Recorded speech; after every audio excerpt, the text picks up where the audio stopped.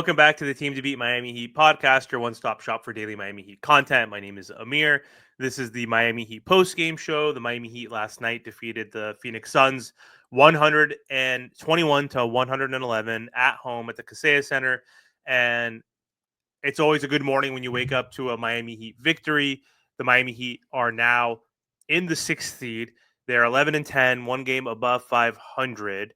And so the Miami Heat hopefully will be moving in the right direction. They've beat four Western teams in a row. They play the Cleveland Cavaliers today later in a big matchup and a good litmus test. I know right now the Miami Heat got destroyed by Boston and haven't fared well against really good teams. So I want to see how well they match up and stack up with the hot Cleveland Cavaliers. But either way, happy the Miami Heat got a victory. They definitely had to win this game last night, especially because one, it was a home game, but two, Kevin Durant, Nurkic, and I forgot who the rookie is on the Suns, but they had three key players out. Obviously, their best player was out in Kevin Durant, and the Miami Heat needed to seal this victory, and they were able to do so by double digits. And they had a really good second half, leaned in on their defense. Their starting lineup played really well all throughout the game, offensively and defensively. So huge victory. Like I said, any victory to me is a huge victory for this Miami Heat team. They need to start stacking up some wins. The most I think they've been above 500 is 2 games above 500 this season. I don't think they've won 3 games in a row. So we need to get hot right now during this really tough schedule that we're getting a little lucky, I would say, with injuries, but that's part of the NBA, and the Miami Heat typically are the team that's always injured. But in terms of their next matchup, again, the Cavs are going to be a tough battle at home. Then they have the Raptors, who we did lose to in a game where the Heat were up by double digits. Then they have the Pistons. We all know what happened in that game when Spo called the timeout when they had no timeouts. And it was off of a really great play that they drew up where Jalen Duren got an alley-oop from an inbound play from Cade Cunningham. We all know the rest of that story. Then they play the Thunder, which will be tough, but the Magic, they're going to be out. They're going to be without Franz Wagner. He has the same injury, an oblique injury, that his teammate Paolo Banchero had as well. So we're playing them twice in December on the 21st and the 26th. So that could be a lucky break for the Miami Heat and dealing with teams that are really injured throughout this tough stretch. But either way, going back to this game. So first half, the Miami Heat, it was a back and forth kind of game. The Suns were up by 3 after the first quarter. They're up by 5 at halftime. Duncan Robinson was stellar in that first quarter. He was keeping the Miami Heat in the game as the Miami Heat were off to a slow shooting start. Duncan Robinson had 14 of his 19 points in that first quarter. He looked really good. Bam Adebayo got off to a pretty good start too as well. He had a really good game. Bam has looked confident in the last few games. The game against the Lakers, he only had 14 points, but that was because the Miami Heat were up by 30 in the third quarter. Ended up winning by 41 points total. He only took one shot in that second half against the Lakers. He was 6 for 7 in the first half with 14 points. Only took one other field goal. Didn't play a ton in that fourth quarter as the Miami Heat were dominating, but he's had back-to-back really good games, efficient games, which is key for Bam and Adebayo, and we love to see that. But either way, first half, back and forth, really close. And the third quarter is an area that the Miami Heat have been improving in all season so far in the last few weeks. They've been much better in the third quarter, and they actually won that quarter by 10 points, I believe. So they were able to go into the fourth quarter with a 5-point lead. So yes, they outscored the Phoenix Suns 34-24 in that third quarter to take that lead, and then ultimately outscored the Suns 34-29 in the fourth quarter. So really good second half offensively for the Miami Heat.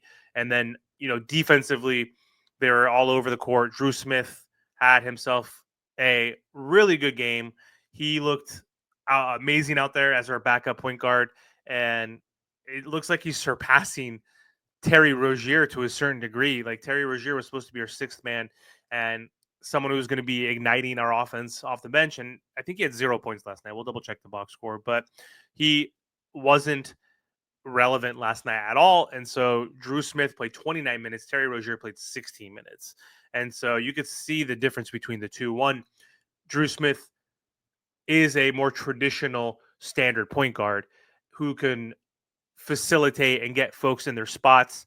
He's not as good offensively, obviously, as Terry Rozier, but he is a better playmaker and distributor. And then obviously in the defensive end, he's 100 times better than Terry Rozier on defense. So that's the key factor why he's getting some playing time. And I think why Spo trusts him is because of his defensive capabilities, understanding how to get into position, understanding rotations, good on-ball defender, point of attack defender. He's doing really great, and I'm happy for him. We had him on the podcast, so shout out to Drew for joining my podcast. Like, who am I? Like, who are we for him to join us? So, like, we really appreciate Drew and we're rooting for Drew. So happy that he has been in the rotation lately and doing well. So anyway, looking at a few notes. Let's see the Heat. So in that third quarter, going back to that real quick, to start that quarter, the Heat went on a 19-4 run, which did put them up by 10 points. In that third quarter, the Suns did chip away and fight back. But Bam Adebayo had some really good moments in that third quarter where he did have a nice putback dunk after Jimmy Butler missed a shot in the paint.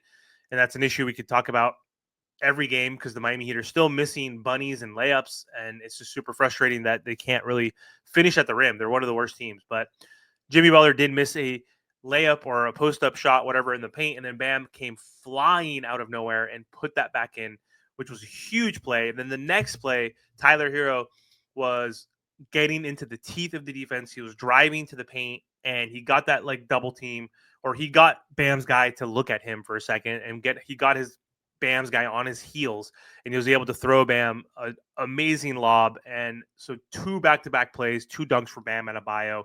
That gave the Miami Heat their largest lead of the game at that point. They're up by 12, 78-66.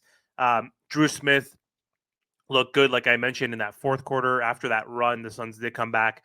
They brought the game, I think, within 5 or 6 points. But with 4 minutes left in the game, Drew Smith forced a huge turnover on, I believe, Devin Booker. And after that turnover, Jimmy Butler had an and one layup and then hit a corner three when Phoenix actually came back within 3 points, it says in my notes. So it was 103-100. And we're like, here we go again. Another clutch game, another double-digit lead the Miami Heat are going to blow.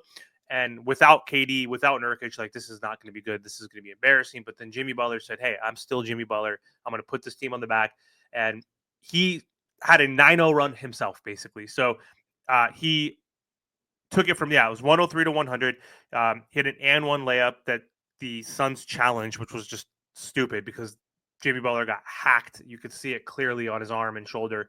And he gets that and one layup, comes back, hits a 3, and then gets another and one layup after that. So the Heat go up 112-102 with a few minutes left. Huge game for Jimmy Butler.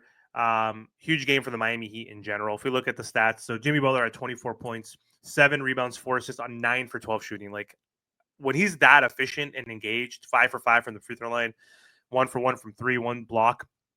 When you get a Jimmy Butler that's that engaged and that efficient and getting to the free throw line, it's hard for this team to actually lose, which is a good thing.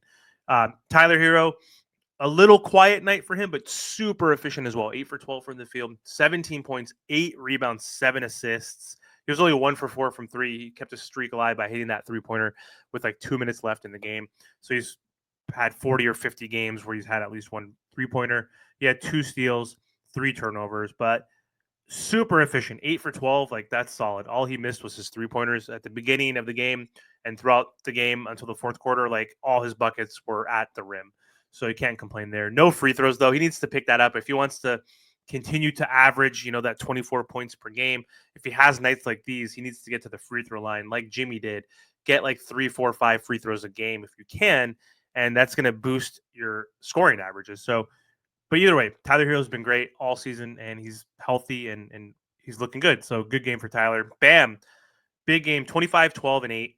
It was 9 for 16 from the field, 1 for 4 from 3, 6 for 8 from the line, 1 steal. Huge game for Bam Adebayo. He's looking a little more confident. He's taking advantage of those mismatches, and he's getting more downhill, even though he's not finishing completely at the rim at times. But he needs to start taking advantage, using his athleticism, taking folks off the dribble, especially those slow-footed centers. So good to see Bam play 2 consecutive good games, like I mentioned. Duncan Robinson, great game, 19 points. Most of it was all in the first quarter with 14. 2 rebounds, 4 assists. He was 7 for 12 from the field, 5 for 8 from three.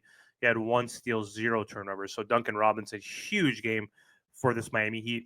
And then rounding out the starting lineup, Haywood Highsmith had 14 points, 3 rebounds, 4 for 8 from the field, 2 for 4 from three, 1 block, 2 steals, 0 turnovers. So all 5 starters had 14 or more, all in double digits, were huge offensively. Bench, not a lot going on. Jaime Hawkes continues to struggle. He was 2 for 8 from the field, only 4 points, 2 assists. Terry Rozier, 16 minutes, 0 points, 1 rebound, 2 assists. He was 0 for 3. Not a good look for him. Kevin Love, inefficient, 3 for 10 from the field, but he had 11 points, 4 boards, 2 assists. He was a minus 12, though. I'm not really caring about the plus minus because the plus minus, if you look at it, it says Drew Smith was a -6, but the impact that he had and the impact that he made this game doesn't showcase or highlight someone who was a negative. He had 29 minutes, 7 points, 4 rebounds, 1 assist, 3 for 5 from the field, 1 for 3 from three, 1 block, 2 steals. He was everywhere. He took a charge. He ripped Booker multiple times. He got some key rebounds, especially at the end of the game with like a minute or two left when the Suns were trying to make that comeback. He hit timely 3-pointer.